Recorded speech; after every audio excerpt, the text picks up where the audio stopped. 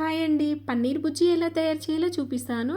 పన్నీర్ ముక్కలను పక్కకు పెట్టుకున్నాక స్టవ్ వెలిగించి ముకుడు పెట్టి తగినంత ఆయిల్ పోసాక ఆయిల్ బాగా వేడయ్యాక వేడి వేడి నూనెలో ఇలా ముక్కలన్నీ వేసేసుకొని కాస్త ఫ్రై చేసుకున్నాక ఇలా చూర చూరగా చేసేసుకొని తీసి పక్కన పెట్టాలి. అదే ముకుడులో కాస్త ఆయిల్ పోసి ఆయిల్ వేడయ్యాక పోపు దినుసులు కాస్త ఆనియన్స్, బగారాకు, చెక్క వేసుకోవాలి. మంచి టేస్టీగా ఉంటుంది.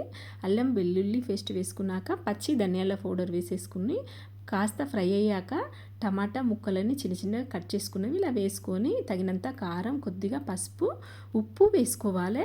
కాసేపు ఈ మసాలాను దంచి పక్కన పెట్టుకున్నాక ఫ్రై చేసిన పన్నీరు మిశ్రమాన్ని మొత్తంగా వేసేసుకొని కొద్దిగా కలిపేసుకోవాలి.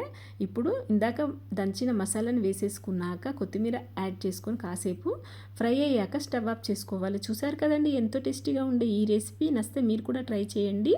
పూరీకైనా చపాతీకైనా చాలా బాగుంటుందండి. మా వీడియో నచ్చితే సబ్స్క్రైబ్ చేయండి. Thank you.